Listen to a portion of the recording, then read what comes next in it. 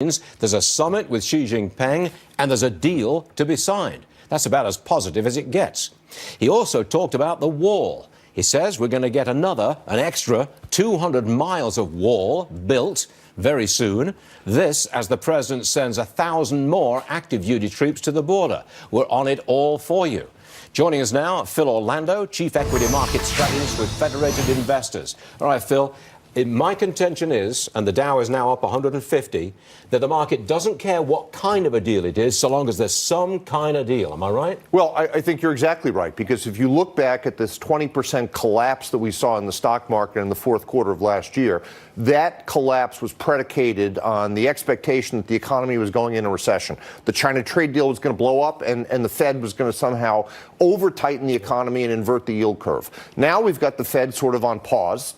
And it looks like China's going to come through. And these were two issues that the market felt were not going to work in the market's favor last fourth quarter. I hate to ask you to predict the market this week, but could we get a new high above 26,800 by Friday?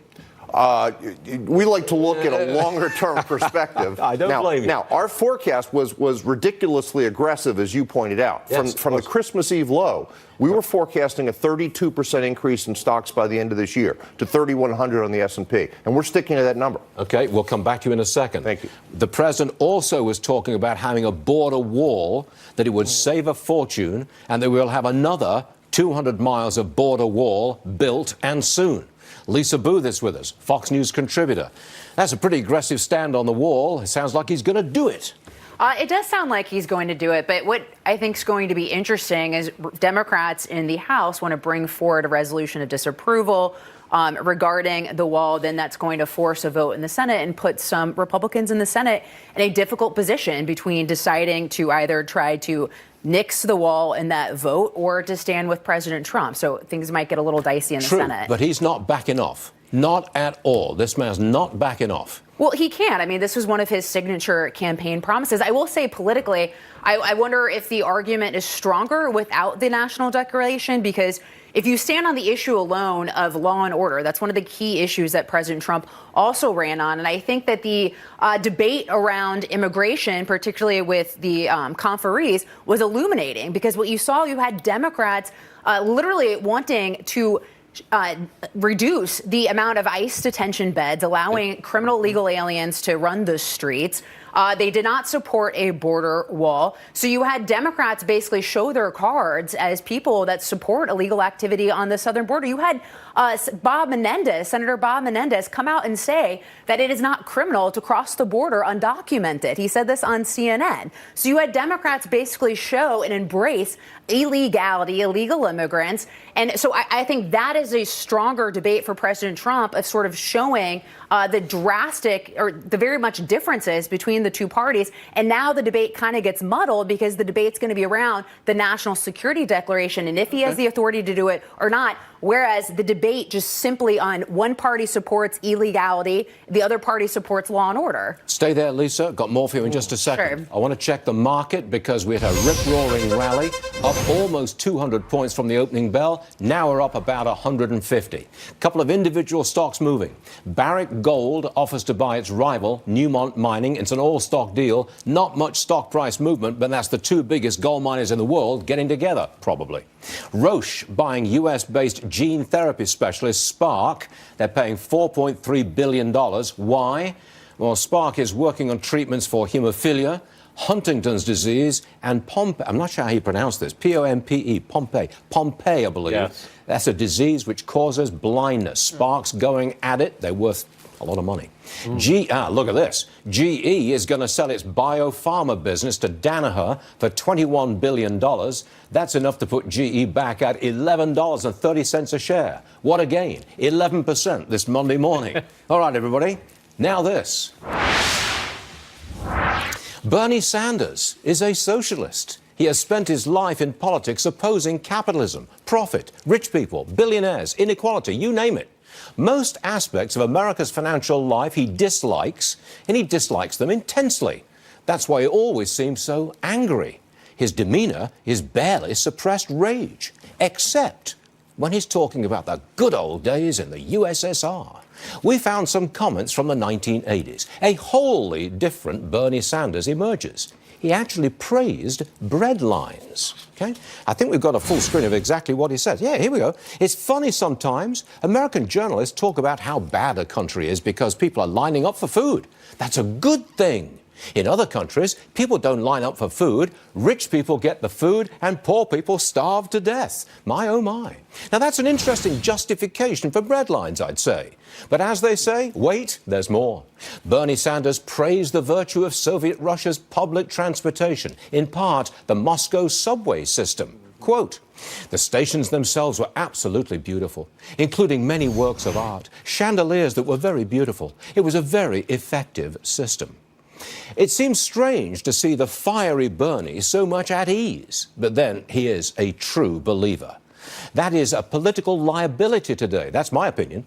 Bernie is part of the hands-off Venezuela crowd, just as the socialist dictator Maduro shoots and kills civilians trying to get food into the country. Is socialism so precious that murder is legit? Here at home, his socialist policies look financially dangerous, to say the least. Medicare for all, free college, Green New Deal, that is financial lunacy. In Europe, even watered-down socialism has ruined the continent. Senator Sanders is living proof that what you say in the past can come back to haunt you. Watch this space. We're going to put ruinous socialism front and center. I hope, as President Trump said, America will never be a socialist country. Let's get some reaction to this. Phil Orlando still with us, and so too is Lisa Booth. First of all, to you, Phil. What do you think would happen to the market if, in the unlikely event, a socialist becomes the president of the United States? I actually wrote a piece on this a couple of weeks ago. I don't know if you looked at it, but the title of the piece was The Fiscal Policy Silly Season. And it's just not Sanders. You look at Ocasio-Cortez talking about a 70% marginal tax rate, Omar, a 90% marginal tax rate, Warren's 2 to 3% wealth tax, and on and on.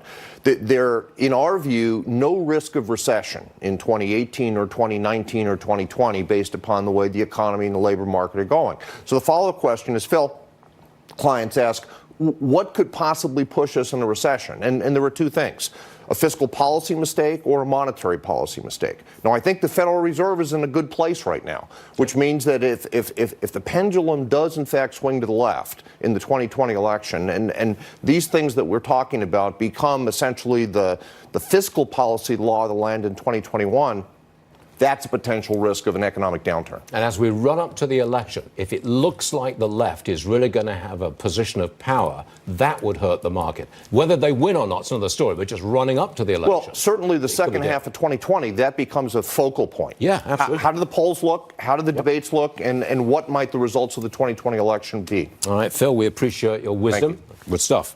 Now, Lisa Booth with me.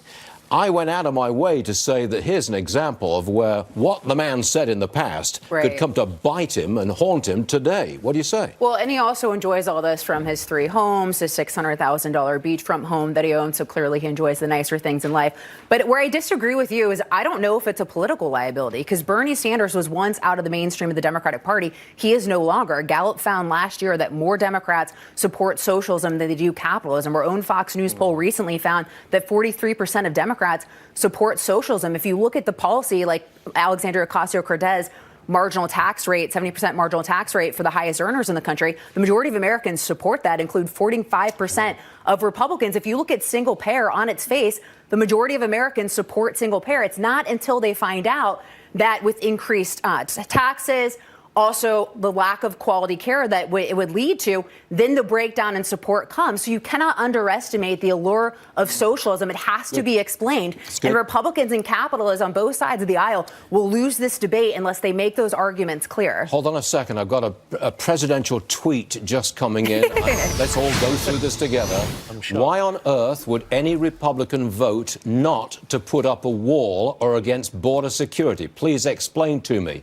At Varney Co. At Varney Co. I believe that's what I said. Thank you, Mr. President. I'm glad you're watching. And I think it was a pretty good question, actually. Why would any Republican say exactly no wall? No. Doesn't make I just don't get it. Nope. I think we better leave it there. Yeah, I'm fine with the wall. Build it. It makes sense to me. Yeah. Watch it. All right, thank you very much indeed, Mr. Orlando and Lisa. Thank you.